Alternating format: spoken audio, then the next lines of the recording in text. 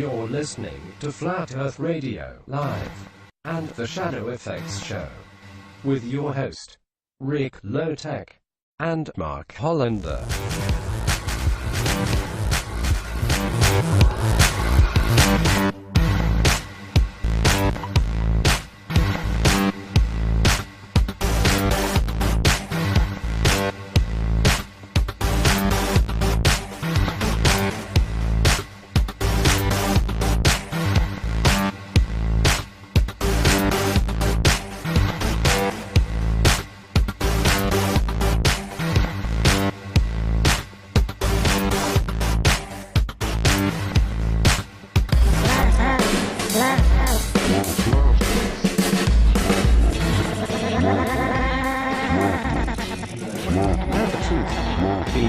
The Earth is flat.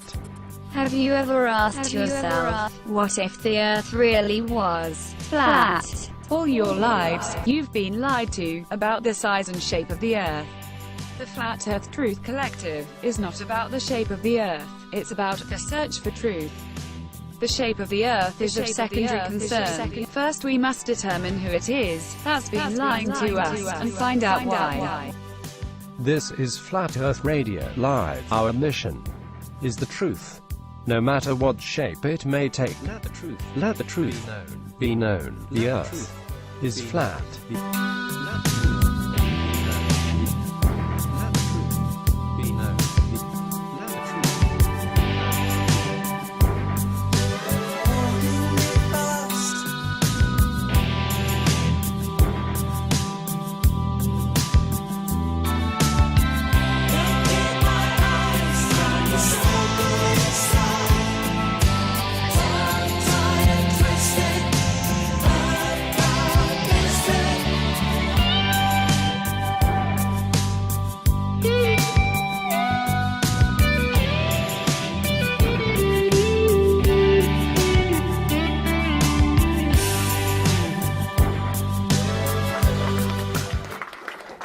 Please welcome the host of the ShadowFX Show, Rick Lowtech and Mark Hollander.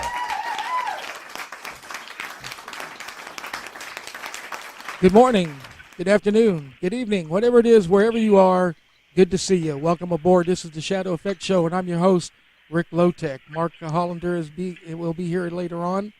Right now, we want to welcome our guests along to the show.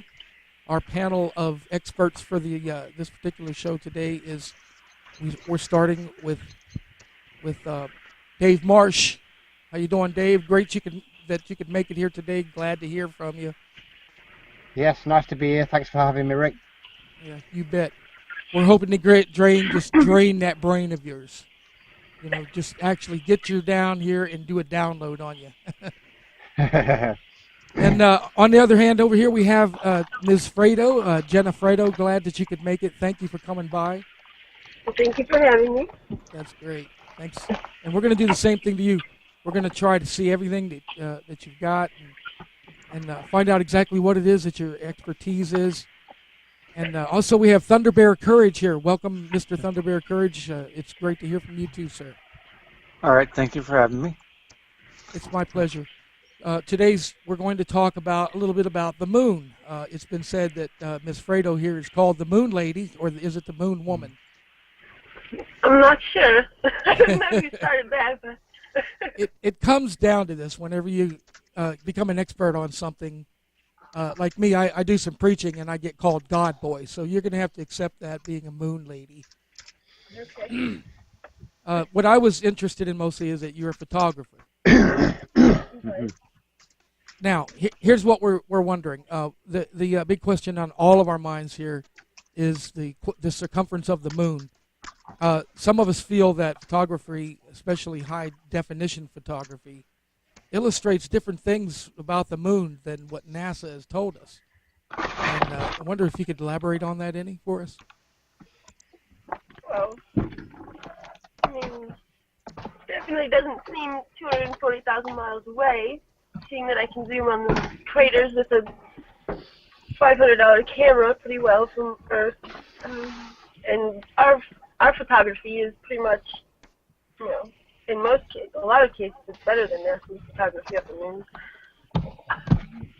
The crater shadows when the moon is full aren't really as visible. It doesn't seem to be spherical, if you could say. And we never see a crater more than the face of the moon that faces us anywhere on Earth. So can't really prove that it's a sphere or not. You know, it's really, really difficult to prove what kind of shape it actually is, because I've seen a demonstration where a guy, he can actually produce a round shadow from numerous different shapes. You don't need a spherical object to cast a round shadow.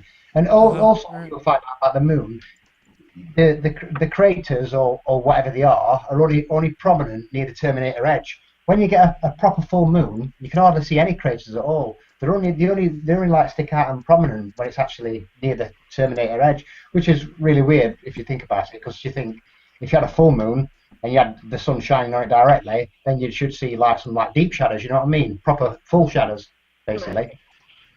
Yeah. Jenna, Ms. Fredo, I wonder if you would consider this. The International Space Station, the ISS, supposedly flies at, roughly 224 miles out. The moon is about, 245,000 miles away. Is that correct? Somewhere roughly around there? It's got a mean distance of 238,000. There you go. All right. Now, with the imaging equipment that is available to NASA, and I have friends that can do this all the time, you can take pictures of the moon craters that make it look like, with crystal clarity. So, on the other hand, when they take pictures of the International Space Station, they're always blurry, and always out of focus. They have to always join these little insets into the images to explain what it is we're looking at, what part. See, here's the windows, folks. Here's the portholes. My question has always been, at that range, at 224 miles, shouldn't they have to practically close the curtains in order to get a little bit of privacy? Some kid with a telescope looking out of his window should be able to peer inside of it at 224 miles. Yeah, the problem is, you've got to remember that the ISS is supposed to be apparently above the atmosphere, and the moon is magnified through the atmosphere. If you look at the moon from high altitude balloon footage from like 128,000, 130,000 feet, what you'll see is a tiny little dot. You can barely see it. You know what I mean? The sun looks massive, it's really bright, but the moon looks like a little dot compared to the sun. It's not until you get below the atmosphere that you see the big moon. Yeah. The ISS, my friend who has a P900, he's actually gotten it transiting the sun, whatever it is. So it could be, from his footage, there's many high-altitude planes that kind of look like the ISS, and those are just the ones that they show us and we know about. It's blurry, but it was exactly on time as what the transit tracker website said it would be. It was only like 2 seconds that it went across the sun. So, I don't know what it is, but there is something there. I've seen those images. Yeah, I've seen the ISS. They say it looks like the SR-22 Blackbird, and it could very well be. Some say it looks like the U-2 plane. They have planes that can fly 24 hours, and they have bases like Diego Garcia in the middle of the ocean. So if they just did loops, it would if I did the math once, it would have to be at like 75,000 feet going like 1,000 miles an hour for it to look the same. I think they said 77. What was it? 77,000 miles per hour, something like that, is what it treks across the sky. 17,000. 17,000 miles. But yeah, I did it's like comparatively of the size and how fast it is. It would have to be at like 75,000 feet going 1,000 miles an hour for it to look the same. Yeah, you so got it's to not remember. Impossible. It's about the size of a football field, yeah. And if you can imagine zooming away on a football field on like Google Earth, after about 40 miles, it's not visible. Yeah. Now you think the ISS is another 210 miles further past than that. Yeah. You know what I mean? You're not going to be able to see an object that size from that distance at that speed. It's impossible. But there is a light up there, definitely. And it's also if you compare the size of a 747 at 35,000 feet, which is comparatively the same length as the ISS, it should be like 34 times smaller when we see it, like against the moon, but it's not. Here's something else that we may have to consider. It's obvious that some of the UFOs that are being seen by the people are actual machines, and we have the ability to know that those machines most likely came from the Nazis. So it's obvious that these machines have some kind of, I'm not going to say anti-gravity, but it's an electromagnetic drive where it doesn't really need an engine per se, just a manipulator of the magnetic field. Now, just like knowing maglev trains, yeah. Yeah. Now, knowing that technology exists, how hard would it be for them to actually fake some type of hardware floating around up there? You know. Right. That's why I say we only know the things that they tell us about that they have. We don't know the things that they don't. Exactly. So. However, we do have a man on the inside, which is low tech here, and I've worked on these telecommunications issues before. The one question that always comes up is, if we are receiving and sending to a satellite, why are we connected immediately to an Earth ground station? Why are we using the undersea cable if we're supposed to be using the X-14B satellite, for example? Exactly. So we can always suggest that there's a huge lie in place, and they've been faking this elaborately. One of the failed SpaceX launches was supposed to actually put a satellite over Africa to give them Facebook. And that one, I actually thought to myself before it blew up that it was going to, because I knew that they needed like a ground system for internet. We don't get internet from satellites. So I thought before it even blew up that it was going to. And when they did, I was just like, and that's probably one of the reasons why they couldn't find that Malaysian flight, because they can't track flights over the Pacific, the Indian or the South Atlantic Ocean, for the simple reason there's nowhere to put the landmasses. Yeah, you know what I mean? That flight was heading right towards Diego Garcia too, and they said it was headed towards Antarctica, but that Tom Knot thing they had out for everyone to help look for it would just give you like random pictures of the ocean to look at. It wouldn't even tell you where you were looking. It was set up to fail kind of thing. Exactly. Yeah, and isn't it always convenient that, as per their own story, the satellite crashed to the Earth and there isn't much left of it. They can show us a picture of an old 47 Ford laying out there in the woods and say, that was it, that was the satellite. What would we know? Because you got to admit, their definition of it is sound. It fell from the atmosphere. How can you expect it to look like a satellite? Well, they also send up things on balloons that look like satellites.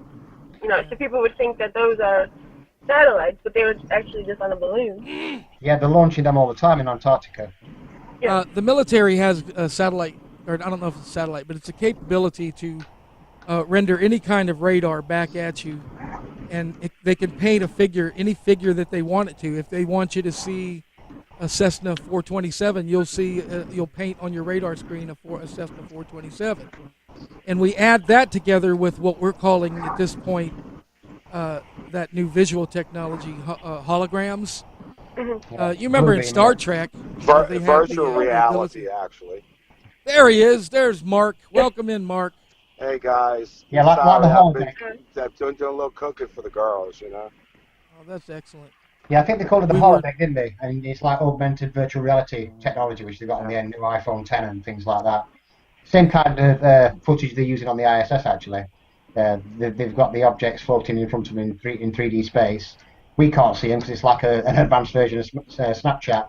When I look at myself on Snapchat, I can have a globe head with satellites flying around my head, but you can't see that. I can only see it looking at the screen. You know what I mean? It's similar kind of effects they're using on the ISS, but they mix it around, you see, because they have like harnesses, they have the Vomit Comet, they have blue screen, chroma key, they have all the different kinds of technologies all mixed in together, so to mix it up a little bit, you know what I mean? Yeah. Now, you get bubbles in space as well. You know, you see bubbles all the time. They're underwater in the world's largest swimming hole at NASA. You know. Exactly. Mark has some questions. You go ahead. I'm sorry. I was going to say, even the ISS, they always say zero gravity, but it's just microgravity, which is the same as being in free fall. So on their website they say that, they say zero gravity, but that's misleading because it's actually microgravity. And they say it's the same thing as being in the vomit comet. Yet the astronauts say zero gravity all the time. So they're purposely being misleading, making people think that they're like far out in outer space. I mean, I thought they were farther than 240 miles when I first looked into the flat Earth. I'm like, what? On top of that, Jenna, I think, with the contradictory language that one astronaut sometimes says the opposite of the next one, Yeah, like when he says he's here in such and such in America or something like that, or he says we've never been past low Earth orbit. But like they don't even know if zero gravity even exists anywhere in the universe. Well, it's being being that gravity is not a strange force. It probably is based on magnetism. We don't know, but the thing is, in order for it to be real, it has to be solidly proven, and they've never been able to prove gravity one way or the other, and that's the bottom line. Only through parabolic maneuvers, in a zero gravity plane they do. Exactly.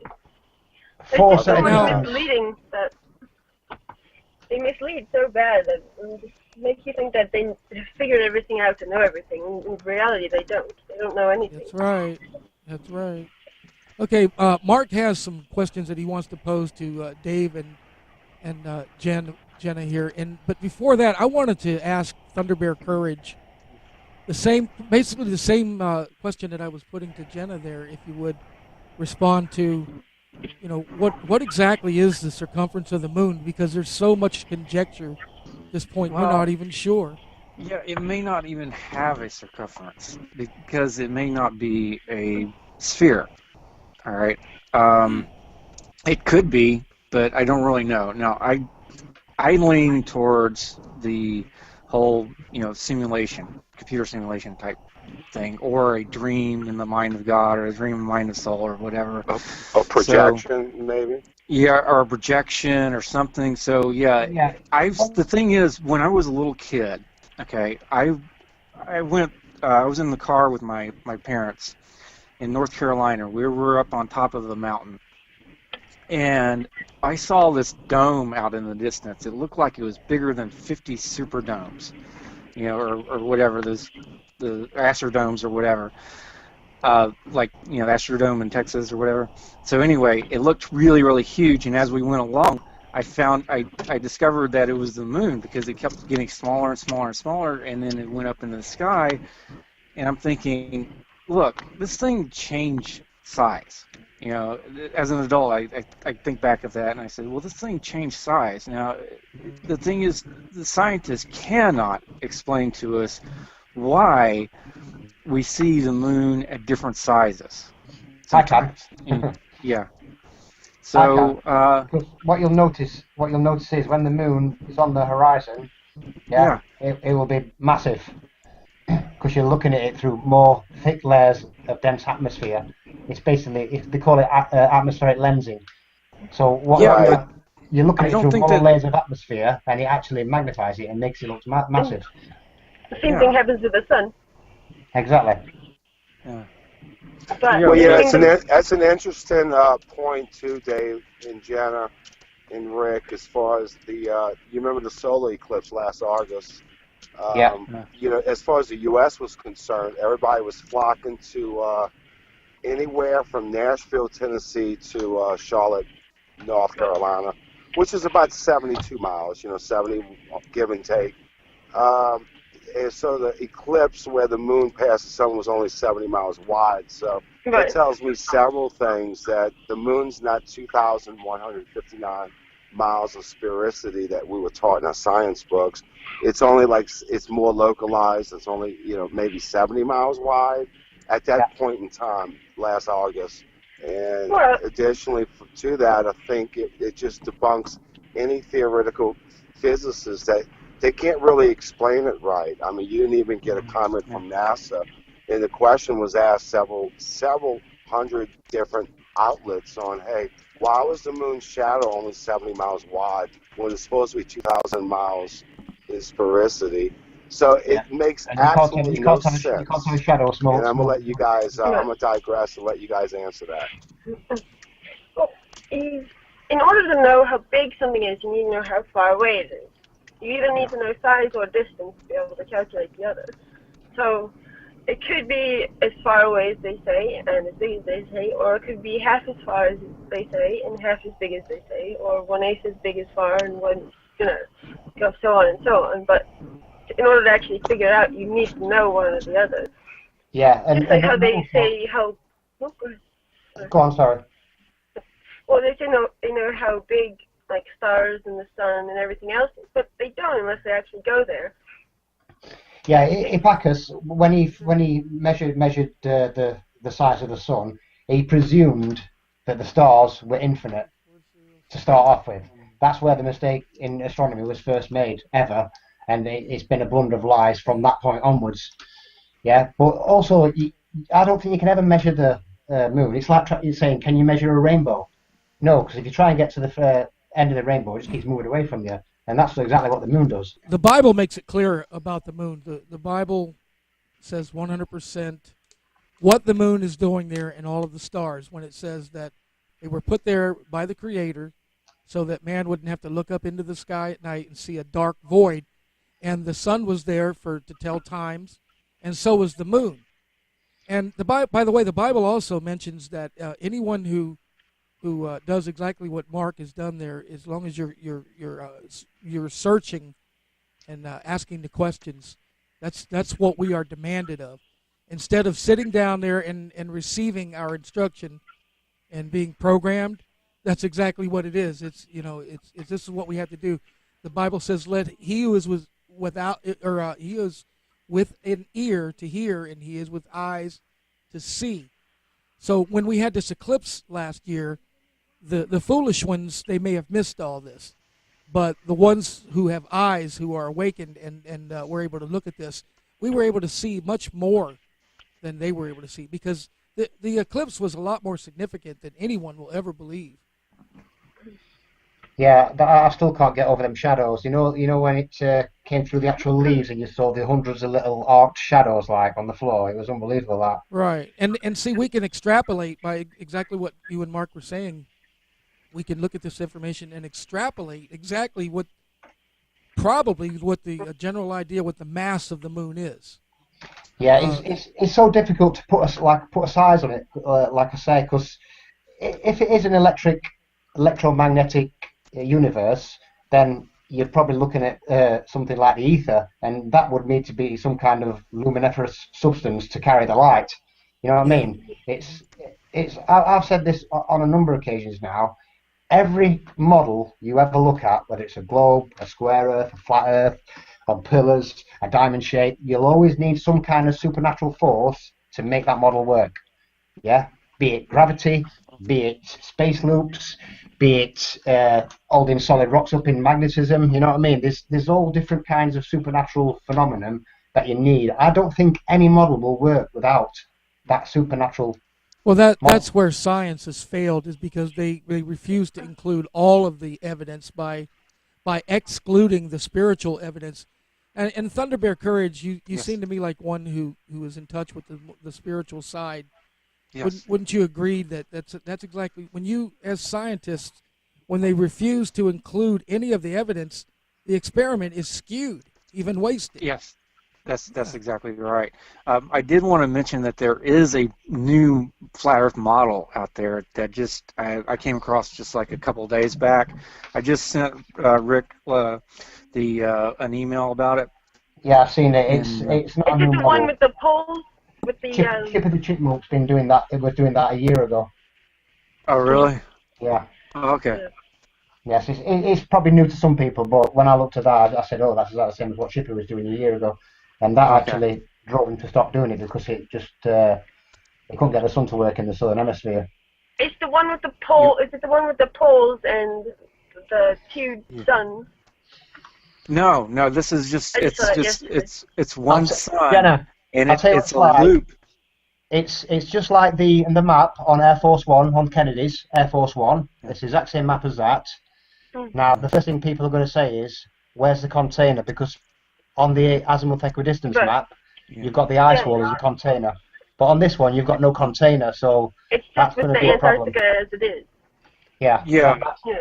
That's a problem. But What I see the thing about is, yeah, well, the thing is, I mean, you can just take it for granted that they just didn't put the container in.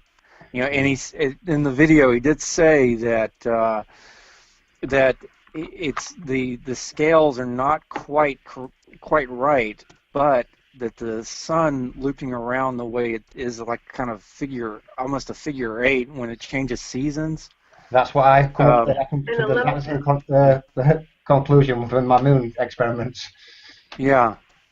Yeah, it would make sense that the moon would slow down, actually, if it's doing this. If it's doing the same thing the sun is doing, it would make sense, I suppose. I called it the lunar lemur, basically. It's like a figure 8. Yeah. Luna Lena, did you say? Luna lemur. You know what the animal is? Luna Lima. I basically changed it to lunar lemur. Yeah. And that means what? Luna Lima? Like the NLM, but the... Yeah, the pattern the moon makes against the celestial sphere. Now, I've always posited that it was just actually some kind of a weird coincidence that the moon always keeps one face toward us at all times. And I hate to always be referring back to what my grandparents said, but you have to understand that in this modern times, we've all been so lied to that we're not sure what's really real. So we can believe what our grandparents said. There you go, see? Exactly. Now, see, that's what I'm saying. My grandparents were alive before all that. So I'm tending to lean towards what they said. And what they said was that the moon isn't real. And actually, the Bible upholds that. I mean, I hate to keep referring to that, but we've got to look at all the angles here. And as I mentioned before, anyone who refuses to look at the empirical evidence, you must include all the evidence, even if you don't like it. And the empirical evidence actually holds a great deal of information. And I believe that's the reason why science is so confused when they look at these things and they sit back and they go, wow, that doesn't make sense. It's because they're not including the empirical evidence, the side of spirituality. That's a good point. And, That's a great point. You have to always include that. Even the craters. How are the craters on the side of the moon that faces the Earth? Did they just go around the Earth and don't hit the moon? When the Earth's gravity is supposed to be more than the moon? I'm glad you said that, Jenna. What do you actually think the moon crater is? I mean, is it actually something in the ground? Is it real? Well, they all at a 45-degree angle, if that would be helpful. Right. I mean, so it seems very unlikely that meteors hit the moon. Yeah, because they'd have to come in they'd have to come in perpendicular, and obviously. Well, what they're asking now is if the moon. Now they're asking if it's true that the moon was broken off from the Earth at once upon a time. Why is there such an absence of iron there? It's laughable. Because the Earth is just rusted with iron. That's just the biggest load of rubbish I've ever heard of. It's so laughable. It's not even worthy of an answer. But we have to. You got to admit now, we have to follow along with their fairy tale because otherwise we don't know what they're saying. But what came tales are first? quite funny. What came first, the mass or the It's gravity? funny. You know what I mean? Which one came first? Yeah, it's actually they that You know what I mean? don't know what they're saying. It's not us listening. It's just a poppycat. Yeah. And why isn't its orbit declining all the time? Like everything else. Yeah, and for that matter, why have mariners been able to navigate via the stars for thousands of years? I had a fellow one time tell me, well, that's because space is so vast and everything is so big that it's moving by the rate of 100 million miles a second. But we don't feel it. Notice, right? You don't feel it. Also, my favorite thing is when people first come into the flat Earth movement, the first thing I say is, okay, we're going to do a little test here. You stand up, and I'm going to stand up next to you. Close your eyes. Now, do you feel like you're moving? Only if you drink a half a gallon of Jack Daniels, you might. Well, you got to avoid people like that in your little experiment. You wouldn't want, because he's going to skew the results immediately right there. He's going to say, "Hey, there's a moon. There's two." That's funny. You would only feel if it's a change in the velocity, a change in the direction. But Well, now, the thing that's is, what the they say. orbit, the orbits that they say, there has to be a change in direction. I mean, because when it's not a perfectly circular orbit, you see, so Yes. you would have to be able to feel it when it came out on a certain, at the tail end of it, as it were, at the So point. as long as you're saying that as long as there was no sudden motion or change of direction, Yeah. and this is according to I believe is it Newton's law or is it Einstein's theory of gravity that if you suddenly change direction or the ship that you're in Yeah. were suddenly to change direction, you wouldn't and you'd smash against the far wall. Well, And because you're, it's like that. You would have, you'd have the inertia of the Earth itself, along with the Earth. But then if the Earth changes direction, then your inertia you're in trouble. would still keep going the same way it's going. So because there's no outside force working upon you. It's interesting how science fiction painted over that by the use of what they call inertial dampers. Yeah, Star inertial Trek dampening fields. On the Enterprise. I'm a big Star Trek fan. At least I used to be. Yeah, me too. You know what, I find that to be so true that we feel betrayed by the Star Trek series now because we had such stars in our eyes, and people would look at you and go, "You watch that stuff? Yeah, it's real." No, if the Earth was in motion, I have a question for Jenna Fredo. Just let me say this: if the Earth was in motion, and Felix Baumgarten went up to the stratosphere, and it took God knows how long to get up there, then it took God knows how long to land, would he land in the same spot? I don't think he would. You know what I mean? That to me is a big issue because if you've gone out of the atmosphere and the Earth rotated beneath you, because you could see he was in the blackness of space, and the atmosphere was lit below him. I've been attempting to gather together all of the discrepancies and categorize them. And there are mechanical discrepancies, there are electronic function discrepancies, there are software discrepancies, and I felt like that someone needs to get together and categorize all of this because it's not just one particular thing. I get people all the time asking me, "What are you doing not believing in NASA? You just go up and look at their ships. It's all there." But they're just props. They don't get that. So we need to categorize all of the things that we consider as discrepancies. For example, the what Mark just mentioned, the bubbles in space. That's got to be at the top of the list right there. That's why I'm just concentrating on one aspect of research of flat Earth. Just concentrating on the moon, on the actual motions of the moon for the time being. Because what I'm doing, I'm learning as I go. So I thought to myself, if I could just concentrate on one aspect of flat Earth and maybe find one piece of that puzzle, then maybe I've contributed, to the actual. That makes sense. Courage, Thunderbear Courage. Have you actually engaged in any kind of physical research on your own? No, experiments down by the lake. I don't have the resources or the time to do anything. Okay, so you're what we call a faith flat earther. You just look at it and you see that the information is there, and that the science for a round Earth doesn't exist. Well, see, the thing is, I did study cosmology and astrophysics and stuff, and I revisited all that stuff when the flat Earth stuff came up, and I said, this doesn't work. The gravity doesn't work because I can look at I can look at the actual formula for gravity and see that you can't have something like a stellar inertia. It just cannot be. So there's that. The planar, the planar. What is it that Neil deGrasse Tyson called it? The planar. In other words, he was referring to a pear shape. Yeah. When he suggested spheroid. that. Yeah. Oblate. Yeah. There you go. Oblate spheroid. Yeah. An oblate spheroid. Spheroid. Yeah. Basically, what he said. When he suggested he says the Earth is a sphere, but it's not a perfect sphere. It's flattened at the poles, and it's chubbier below the equator. Now you see, that's my point. You certainly can work that out in your mind. That doesn't require any amount of physical experimentation. If you just listen to that, you're going to go, yeah.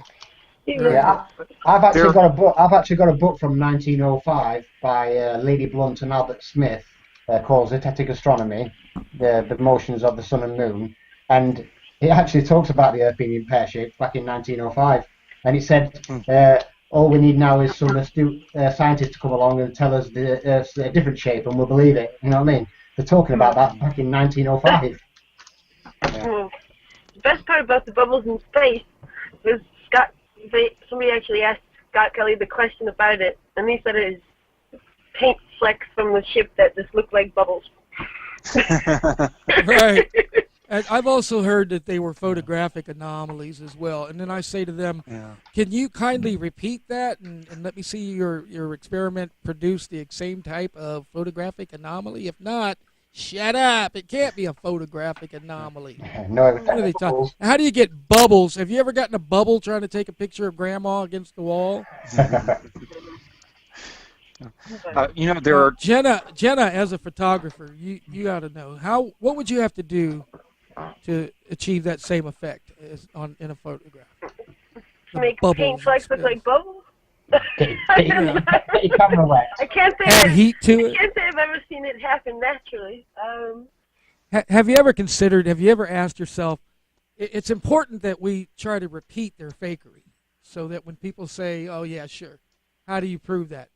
Right. We have to start with repeating their fakery. You see, we have to show it. We have to point it out. So how would you do that? I mean, you've seen their photographs. Well, I don't think well, for the bubbles in space, I don't think I could repeat that. But as far as them floating around, there was a band that did a music video on the Vomit Comet. They were in, so throughout the whole music video, they're all floating around like they're in microgravity. And it's seamless, right? But they had to take probably I don't know how many flights to do it and piece it all together to make it look that way. But they did. And the whole music video is seamless. You can't tell that they had to stop and go back and do it again. So, I mean, and they weren't even a big band. So, if this, yeah, I've seen that. Yeah, also when they allowed it to slip out, when they let Apollo 13 to slip out, it was like a giant unzipping of the fly, because many of us who looked at that, who know the technology, were instantly able to say, "Aha!" Yeah, when I watched that movie afterwards, I was like, it looks. I couldn't believe that they were showing that, Right. So, yeah, also it would easily be fake. Yeah, while you're talking about gravity, you also have to look at the film Gravity with Sandra Bullock, because when she was floating in zero G, that looked seamless real. Look how incredibly real that exactly. Looks. And I've watched it with family members who said they would stand up and they go, "See, that was filmed in space. It's real." But I mean, but really though, if this band can do it, which is like a no-name band pretty much as far as I know. And on their budget, with NASA's budget, I mean, they could do pretty much anything. Have you seen the holographs? It's not even a band. I think it's a European DJ guy who uses nothing but holographs, and it really is amazing. I see video of people reaching up towards it, and they're not even using the 3D glasses. So that tells us to what effect the of holograms has finally reached. Right. What interests me is when you see these images of them floating in space, I try to look for the details around the center image, that always are telltale of a retouched image. And I'm not seeing those. So, and what I'm wondering is this: did they have such an incredible backdrop when they're taking these photos? It's just this huge holographic image, and that's the reason why the video that they're taking and the images that they're showing us are, as you said, seamless. They're flawless. You can blow them up. You can look at them under different filters, and you can't even see that telltale sign of photographic fakery. Like the pictures of Earth, or exactly. When you have the astronaut hanging from the belt in the foreground, right? In the background, instead of that background being a blue field that's added in later, I suggest that what it is like a giant holographic screen, and that is the image of the Earth. So when they're taking these photographs, the reason why there's no evidence of photographic fakery is because it really is a photograph, of a guy, and all they have to do is get rid of the rope or the cord and that type of thing. Yeah, if you look at 2001: A Space Odyssey and Stanley Kubrick when he invented the actual front screen projection, I think it's just a very, very advanced version of that as well. You know what I mean? Remember that film was made before the moon landings. In our day, we used to use what we called matte paintings, and Mark and I know a few people who did those matte paintings, by the way, for NASA. And what I'm saying is, in this day and age, we no longer use mattes; we use holographic mattes. Did you ever see the show series where they tricked a bunch of teenagers into thinking that they were going up into space and being astronauts? I forget what it's called, but I watched the whole thing. I think it was out of Russia, maybe?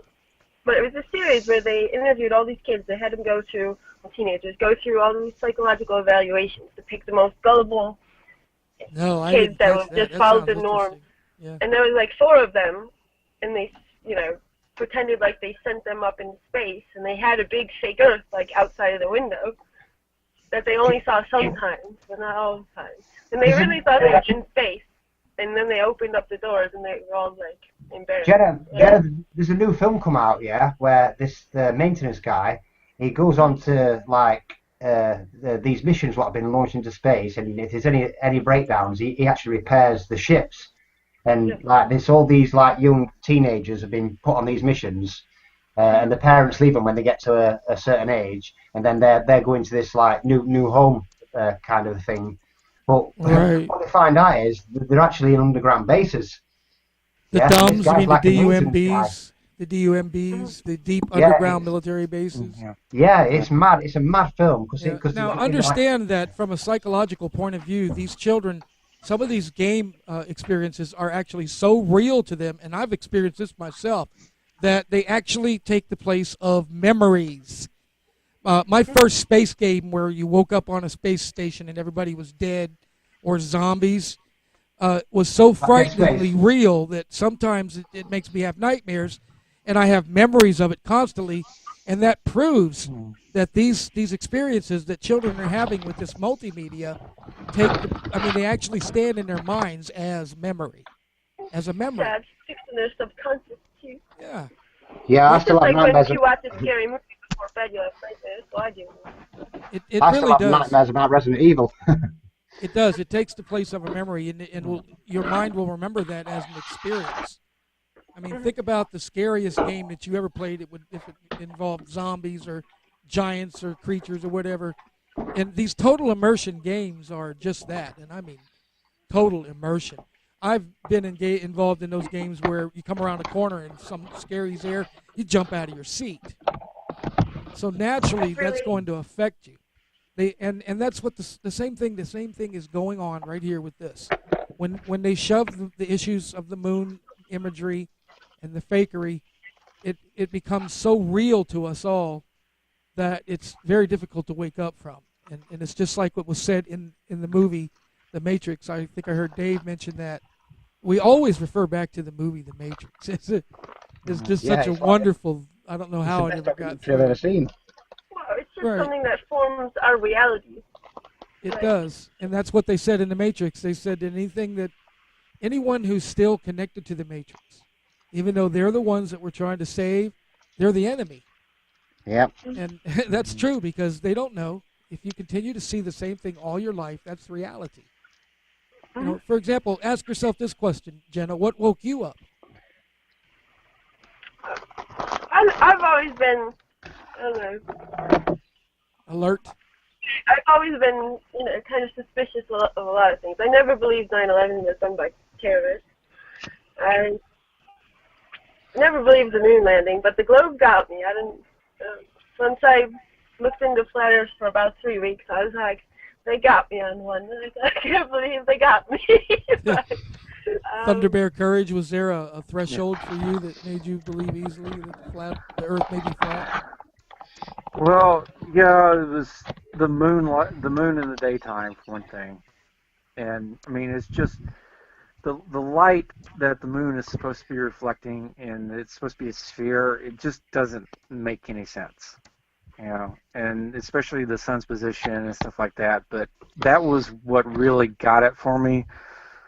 But then I saw later on that we had really good video from really high up. That's not fisheye lens, stuff like that, and it's all flat. And that's just to me that just speaks volumes. But there are two physical experiments that we could conduct that would prove it beyond any reasonable doubt. Okay.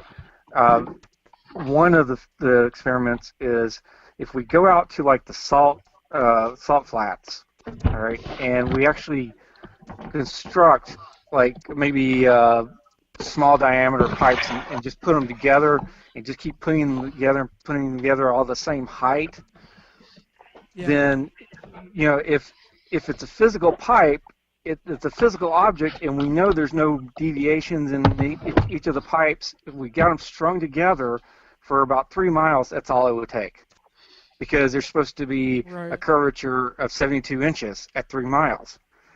And if there's no 5 miles. Yeah, that same experiment can be repeated optically. With just I know, but the thing is with doing it physically like that.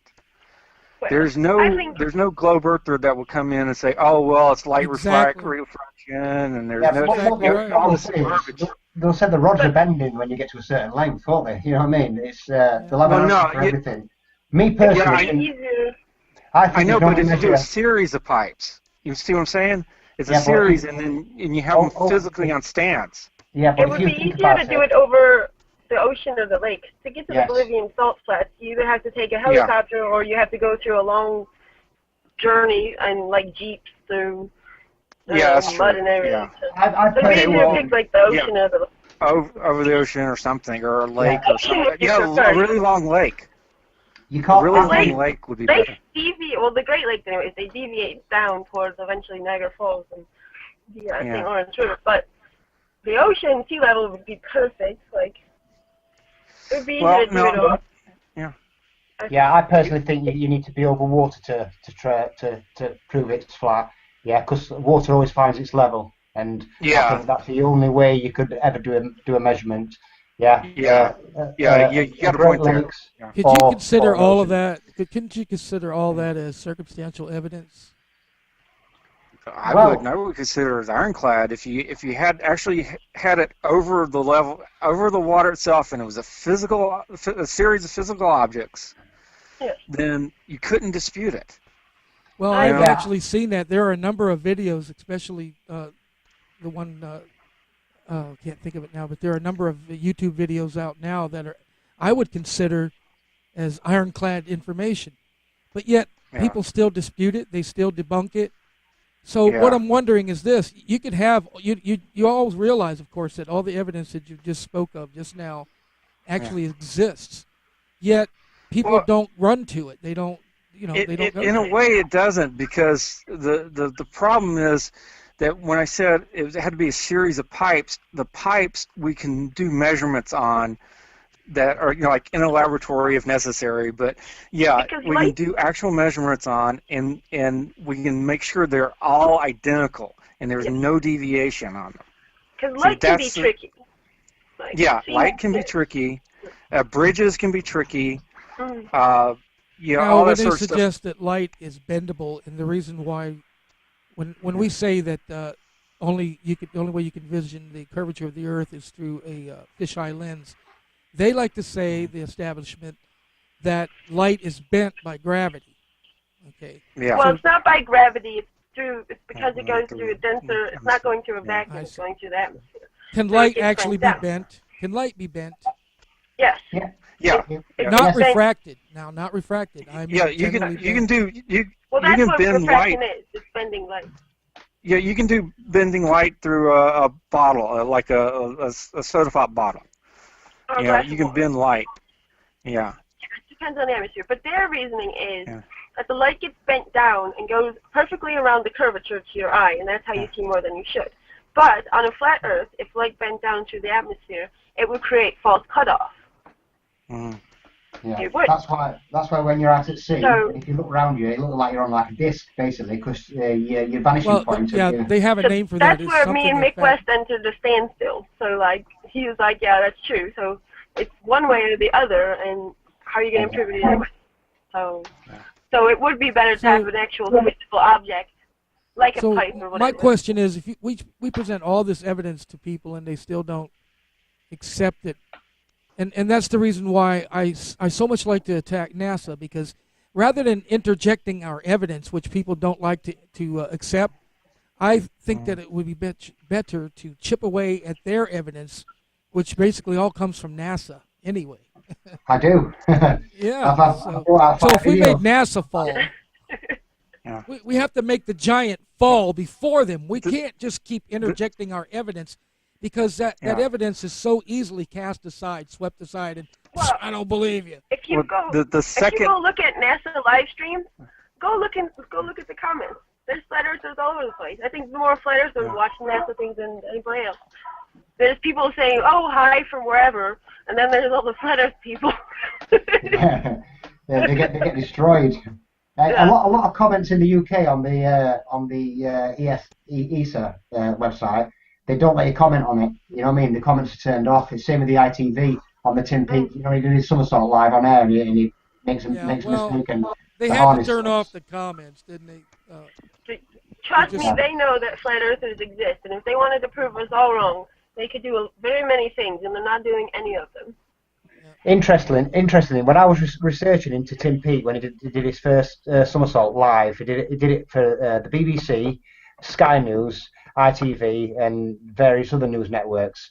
Now, ITV and Sky showed the actual event, the real event, but what BBC did, they actually re-edited the footage. And when Tim Peake's harness slips and he goes like round pretty fast because it like drops, they actually slowed that down in slow motion. Yeah, I've actually put the videos side by side on my computer and played them at the same frame rate. Yeah, and what happens is when he comes over on that somersault, they've actually manipulated the film to make it look like he's going down slower when he actually goes down quite fast, like, you know what I mean? But the big giveaway on that is when it comes up with a bright red face. You know what I mean? Not many people notice his red face when it comes up. It wouldn't have a red face in 0G or micro G. There's a chance that NASA and all of the establishment did not realize that the day would come when people like you and I would have access to the same kind of electronic fakery that they would, and we would be able to unravel it, because that's what's going on. And like you just mentioned, you can take photographs, you can take videos and zoom in and apply filters to it and all kinds of things like that, and you see an entirely different story. Well, yeah, like I say, I actually did a Pepsi challenge with NASA, and I challenged them one of their best images to one of my best images, and I still think my image is the best. My image cost me, what, £400 and 15 minutes of my time. Yeah, their image was with the £904 million lunar reconnaissance platform. You know what I mean? Yeah, and it's the same thing with what they called the moon buggy. And supposedly, and here's the great thing about that, all three of them were left up there, so you could investigate one if you want, but we didn't have it. They're still up there. But the trouble is, and here's something else that kills me about the space telescope, the Hubble. Like, really, it cannot zoom in on the moon's surface and put all of this flat Earth, round Earth thing to rest by simply showing us the Eagle's landing point. What was it called? Something station or something like that.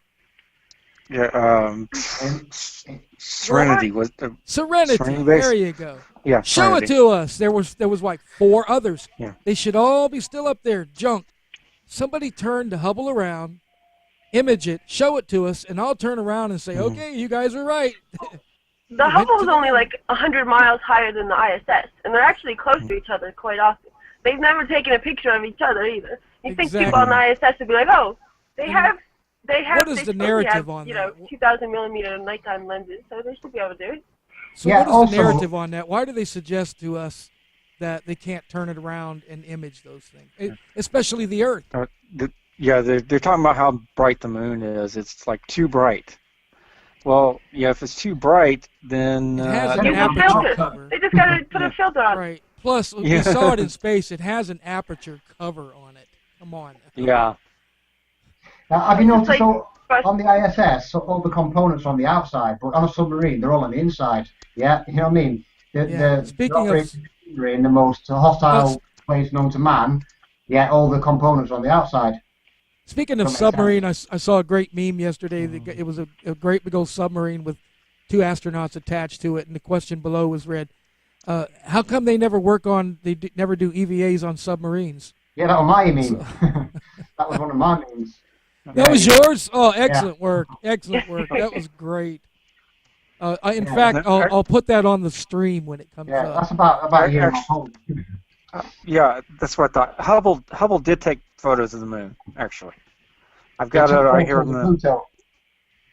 Apparently, really? You've got the images right there with you?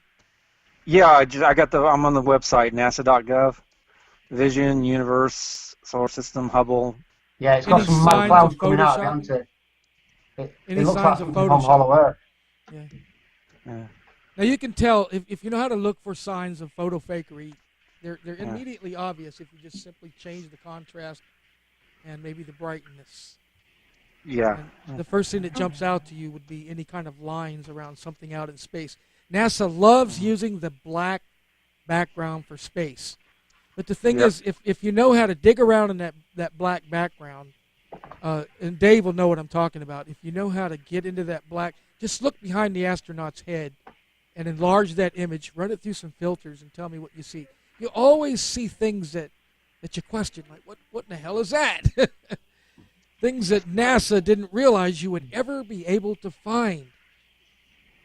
Yeah, I can find that on a phone app on my phone. You know, with the actual built-in image editor. I can actually debunk NASA's. You know, the one where you've got the Earthrise, from the lunar reconnaissance. Yeah, it's got a square around it. Yeah, you can actually get the square up. Square. Now, they have a name for that. 45 degrees. I forget what the name. Paste it in there.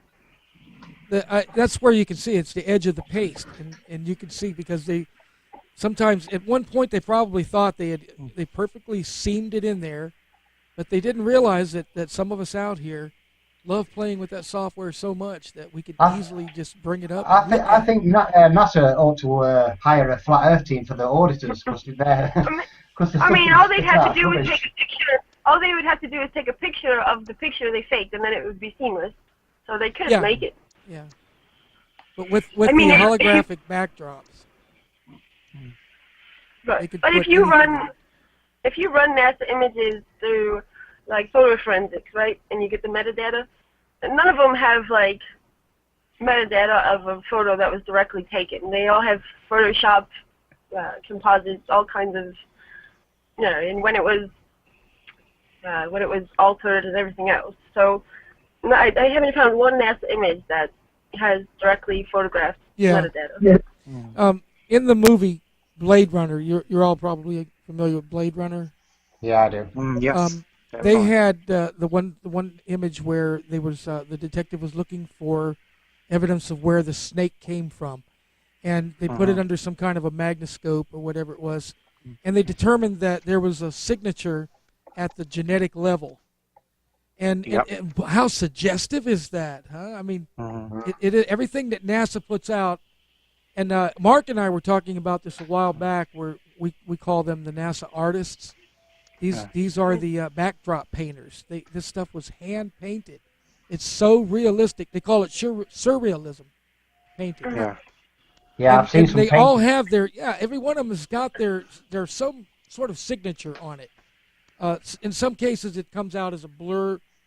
There was the one artist that you probably heard him say, they asked him, why did you put that blur over the ocean? Not a blur, it was a sunspot.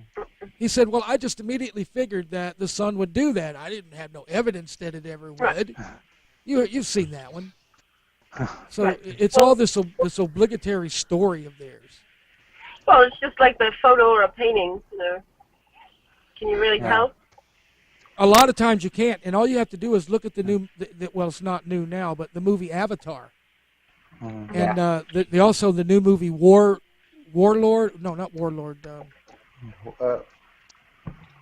It's based on a game. Based on that game, isn't it? Yeah. Have you seen that? It's so realistic. You'll believe in orcs, man. Well, they call it hyper-realist painting. There's a ton of them now. We actually had a countertop done to make it look like granite, and it looks like granite.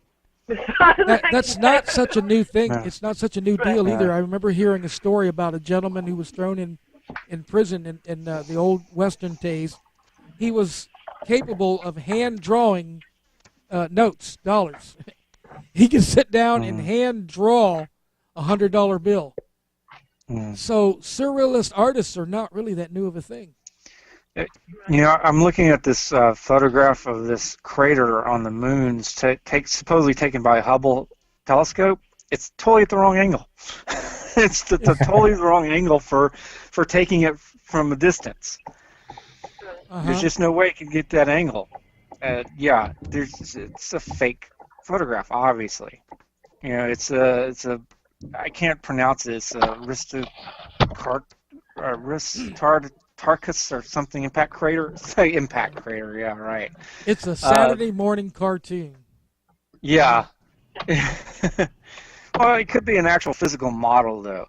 That's the thing, though. They can actually make a model of the Earth, a physical model of the Earth, photograph and say that's the Earth because that's what they named the model. You know. Yeah. When I went to Liverpool a few weeks back, there was actually a huge, massive scale, full like spherical moon in a cathedral. It was absolutely huge. It was put together by an artist. If you go onto my YouTube channel, you'll see I did a little video of it. Basically, I zoomed in it as if I'm like taking a shot with the moon with the camera. Then when I zoom back, there's this big moon in a church. It's quite interesting. They have a bunch of models of the moon. They even had them back during the Apollo mission days. Well, that's another. Now, see, now there's another very important piece of evidence is the various models of the moon. They've gone through different incarnations over the decades, and you must have seen these posters that are everywhere, where it started out as the first imagery of the moon in 1973, and how the entire African coast took up a third of the planet. And then it was refined in our days, and it's much more measured down. And so you could look at those different incarnations of what NASA says is real, and you scratch your head and go, I know the Earth changes, it's a dynamic planet, but geez. Yeah, I know. How can it change like that? I can't remember which year it was, but one's got the huge continent of America on it, hasn't it? It basically takes up like a third of the globe. It covers half of the globe nearly. I can't remember what year it were.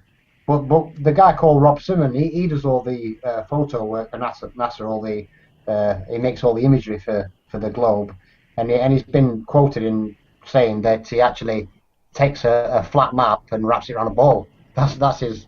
That's how I've heard him. The globe. I've heard that very statement. Yeah.